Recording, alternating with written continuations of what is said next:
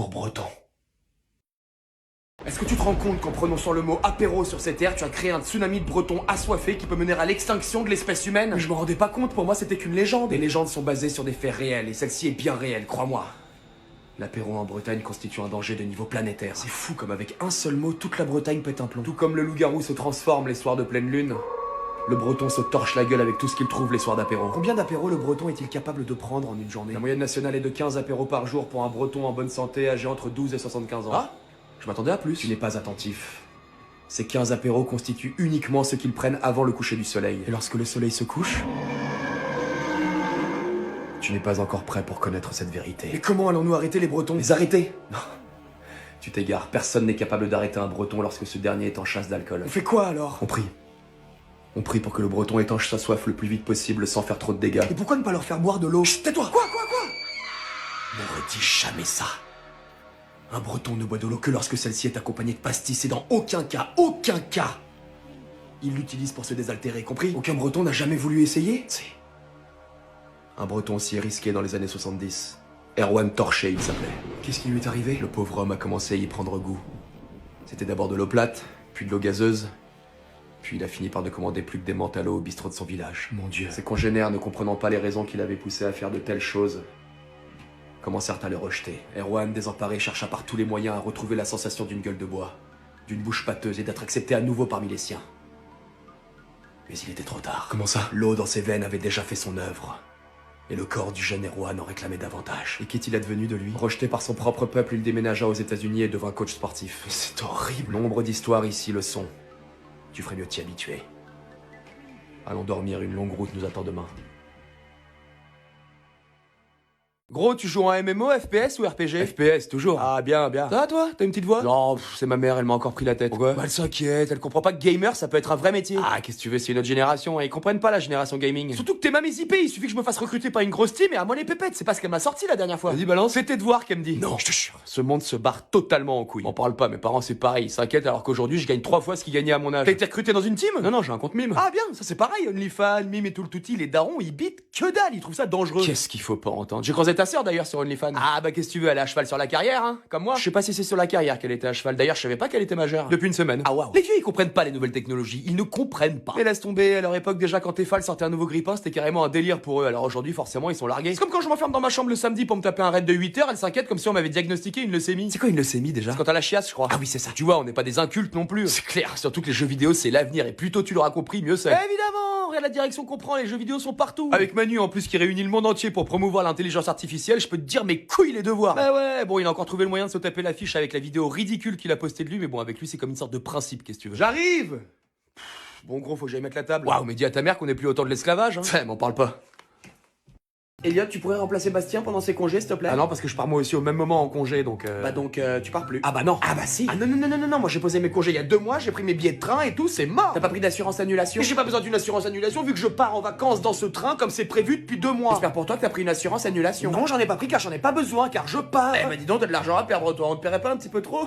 Faudra que je vérifie. Écoute, espèce de suppôt de Satan descendu sur Terre pour casser les couilles de l'humanité et tout particulièrement les miennes. Je pars en vacances en juillet et pour le remplacement de Bastien, tu te démerdes. Ah, le plus triste dans tout ça, c'est que je vais être obligé de prendre des mesures. Tu pourras rien faire contre mes congés, j'en ai rien à foutre, je me battrai comme un pit pour les défendre. Ah non mais bien sûr, je ne pourrais rien faire à ce niveau-là, je n'ai pas du tout le pouvoir de faire quoi que ce soit. Ah bah voilà, merci, donc maintenant si tu veux bien gicler de mon bureau, j'ai des choses à faire. Non mais c'est juste que la nouvelle stagiaire Noémie, tu sais, là, très mignonne d'ailleurs. Noémie? Oui, je vois très bien. Oui. Bah elle va se retrouver un peu toute seule ici, quoi, mais bon, c'est pas grave. Attends, quoi Noémie, quoi toute seule? Tu veux dire que Noémie va garder toute seule la boîte pendant les vacances de juillet? Oui c'est ça, parce que tout le monde est en vacances. Et puis bon, j'imagine que t'as un petit peu entendu les rumeurs qui courent sur vous deux. Quoi? Non, de quoi? Bah, apparemment, t'es grave son style et puis c'est vrai que vous iriez trop bien ensemble, quoi. Mais t'es pas au courant? Bah non. Bah voilà.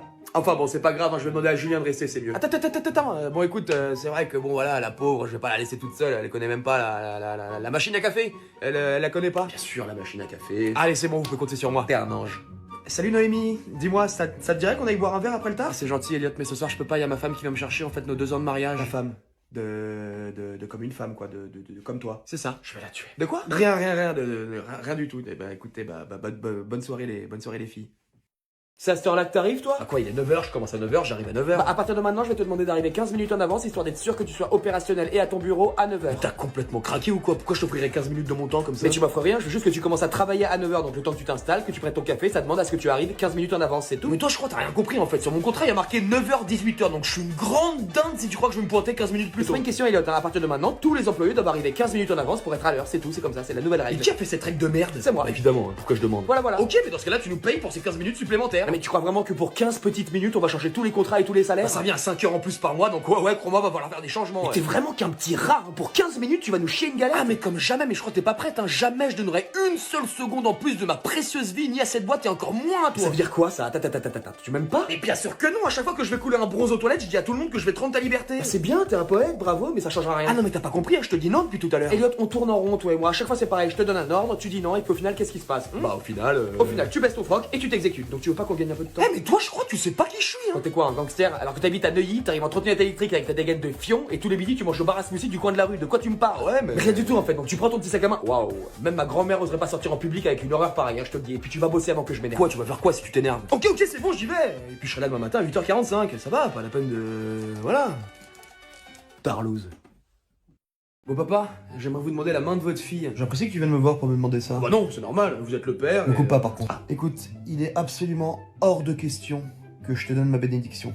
Tu es quelqu'un de très très gênant pour moi. Et c'est quelque chose dont tu as conscience, ça ou... Oui. Le week-end dernier, je t'ai quand même retrouvé dans mon lit, allongé en train de dormir, alors que Juliette n'était même pas à la maison. Je veux dire, comment tu te... Mais je me sentais un peu seul et j'avais besoin de réconfort. C'est justement ça qui va pas. Mais- Ma fille, elle a besoin d'un homme rassurant qui prendra soin d'elle et qui saura la protéger en cas de besoin. Je suis pas... Non, t'en es très loin. La dernière fois, par exemple, quand t'as voulu commencer à t'épiler les jambes dans mon salon, j'ai rien dit, mais ça t'a fait tellement mal que t'as fini par te retrouver avec une jambe sans poils et une jambe avec des poils. Mais j'avais juste pas conscience de la douleur. Et c'est Juliette qui a dû te passer de la pommade pendant 20 minutes pour que t'arrêtes de pleurer. Un homme qui pleure, c'est un homme fort. Non, un homme qui pleure, c'est un homme qui pleure. On voit que vous avez jamais vu nos étoiles contraires. Non.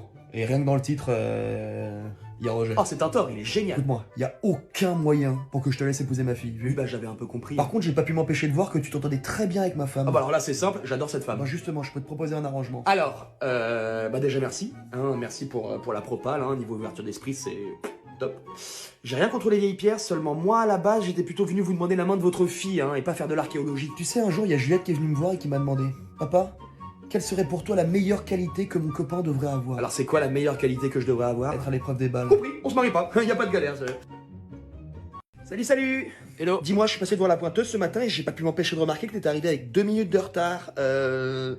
Tu m'expliques? Ouais, je suis désolé, mais tu sais, j'habite super loin et j'ai dû prendre 2 trains et un bus et ils ont pris un peu de retard ce matin. Chacun ses petits problèmes, Elliot. Hein. Je sais que tu mets 2 heures pour venir jusqu'ici, mais dans ce cas-là, tu pars plus tôt. Hein. Et puis c'est pas de ma faute non plus si t'habites au fin fond d'Argenteuil.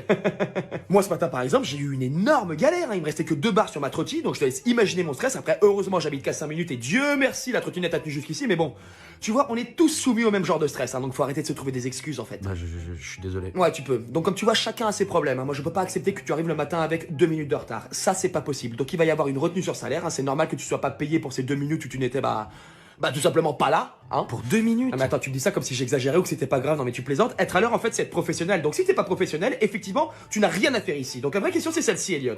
Es-tu professionnel? That's a question.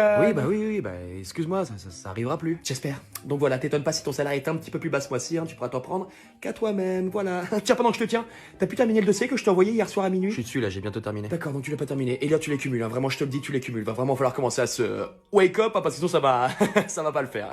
Bon, je te souhaite quand même une bonne journée, hein, et puis t'hésites pas, on se bouge les fesses, on y va. Allez, ciao.